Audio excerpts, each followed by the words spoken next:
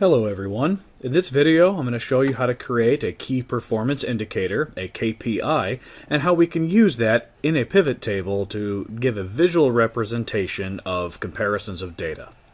So still here in the salespeople part of the data model, I've created a couple more measures.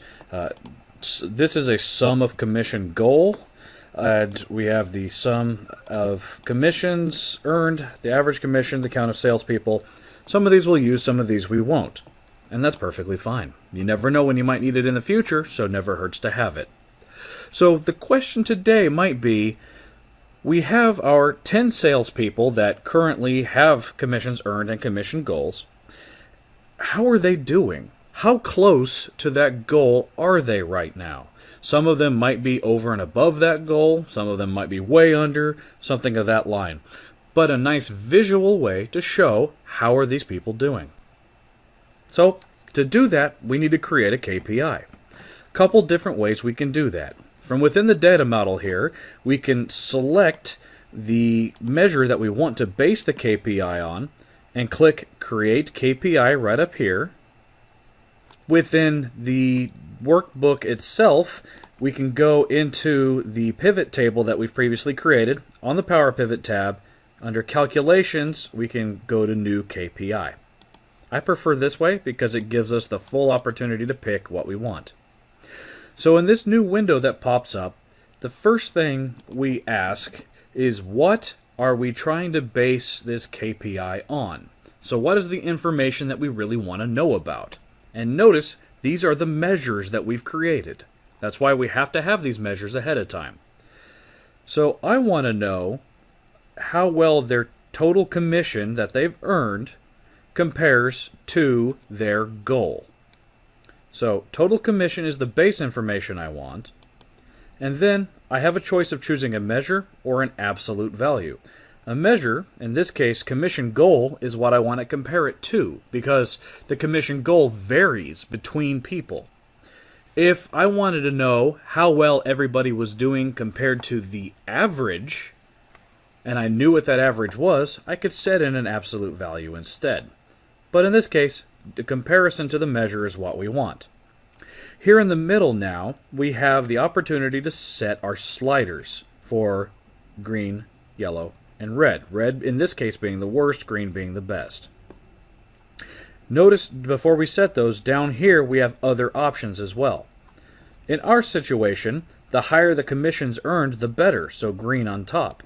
But there are other situations where red, higher numbers, would be a bad thing, such as the number of defects on a manufacturing line. Higher numbers means more defects, means bad times. So we would want to have that flipped.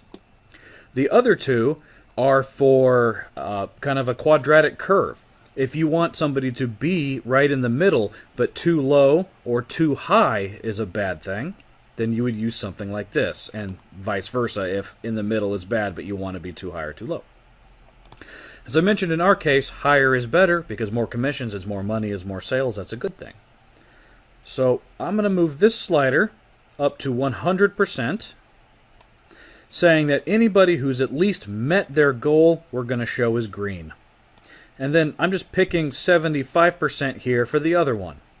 So anybody who's between 75 and 100% of their goal will be yellow, and anybody less than 75% will be red.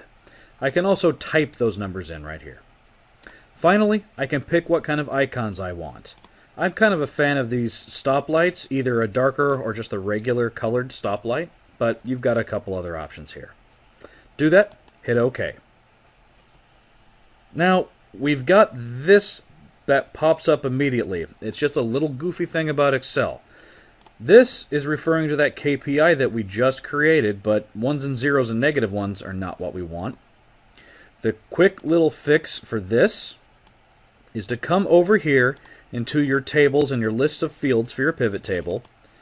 Since this measure and this KPI was based on the salespeople table, we're going to come look in there, and you'll see we've got our stoplight right here. This is referring to the KPI itself. So expand that, and you've got the total value. That's not what we want. The goal, that's not what we want because that'd be 100%.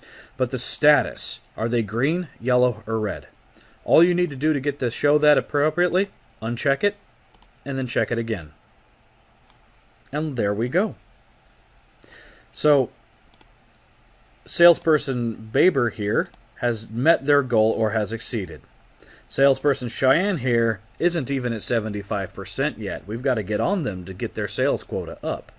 And Dunk and Breck are getting close, but might need to just put in a little bit more effort.